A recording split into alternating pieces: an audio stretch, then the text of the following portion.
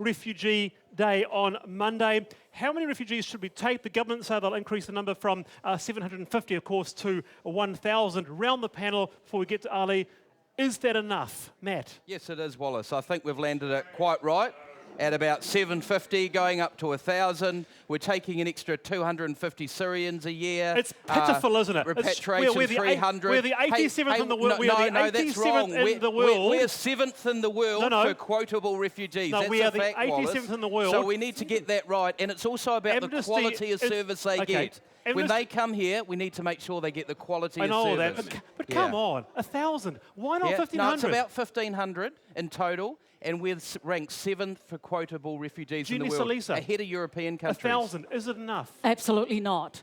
We would like to double that quota to 1,500 from 750. It's been 750 for 30 years. But when we talk about the number of 750, we're only talking about 200 families. We've resettled these refugees really well. We are the best in the world at resettlement. That's what we are good at. So the Mangley Resettlement Centre, we are world beaters. We look after refugees well when they come. Absolutely, and at the moment we are talking about spending $20 billion in defence over a period of 15 years, Fletcher, $3 billion in tax cuts. Next year we can afford Is more 1,000 refugees. enough, Fletcher? No, 1,000's not enough. So what would it be for New Zealand First? Well, it's a question of managing the numbers So that we've got. 1,500? It's a good start. It's probably where we need to be heading. Okay. Yeah. Okay, but fewer immigrants. Yeah, well, that's exactly what national government has proved with this number, right? So less immigrants. We can't sustain refugees. New Zealand First was one of the first parties to Why come out can't we? in the Syrian crisis and say we need to support more refugees. All right, Fletcher, I'll come back to you. Let's go to Ali. We have with us Ibrahim Omar, who is a board member of Changemakers Refugee Forum. Salam alaikum. Alaikum salam. Is this true? Are we the best in the world at resettlement in New Zealand? Are we that good at it?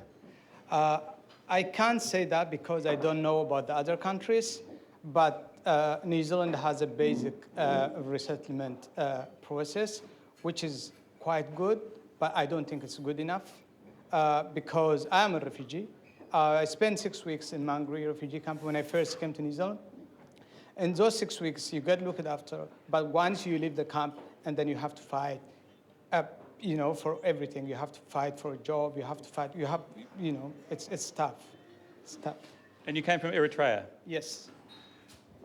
What did you find out about New Zealand before you came here and while you were at Mangere? Because there has been some talk this week about that refugees need to be taught New Zealand values and that they need to pledge their allegiance to this country in some way other than simply just coming here.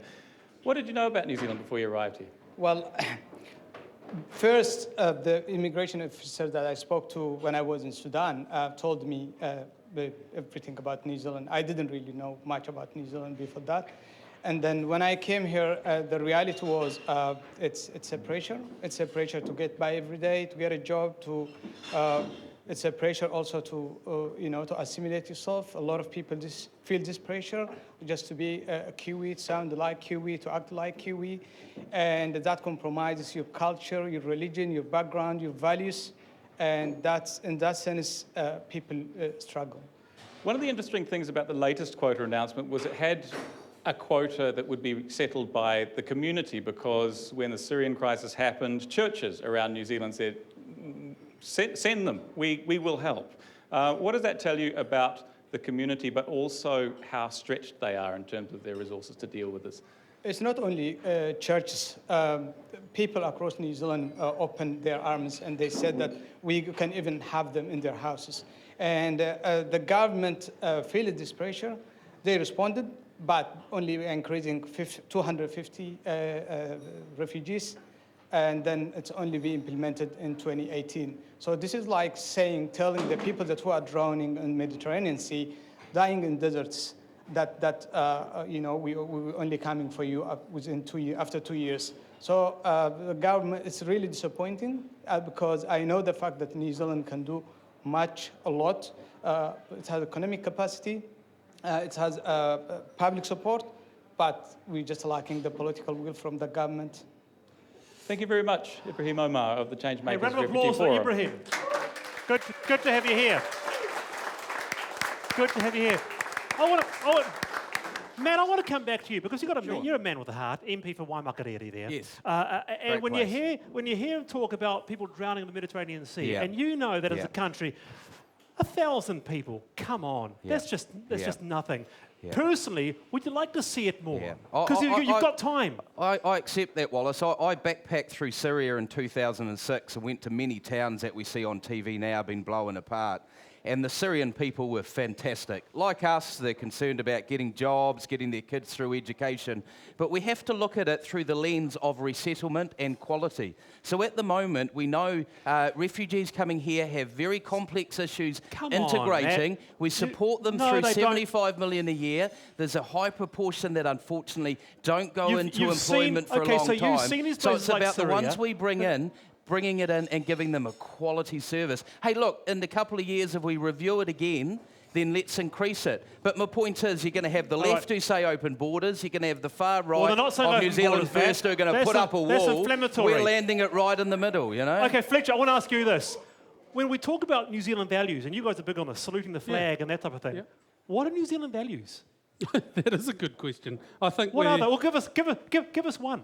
Well, I grew up in Rotorua, Te Arawa boy, and it's about, the one that we've been talking about and using as an example a lot is respect to women. There's a good Kiwi value. That's just a big example. You're assuming that other cultures who come here don't respect women. Exactly. No, not I mean, that's necessarily pretty, cultures. That's pretty pitiful, isn't it? No, not at all. We see that in not just where you think I'm talking about, but all around the world. What's And another value? There's one. What's another value? hard work. So, what are you trying to say? That refugees who come over don't work hard or can't work hard? No, I just picked another value out What of do you there. think about what are New Zealand values, Jenny? I'd say we value being fair, being a fair society. We also value caring for others. And in that vein, this humanitarian crisis, the refugee crisis, is the worst in the world since World War II. As an international country, New Zealand could do more and New Zealand should do more. We should double the refugee quota. All right.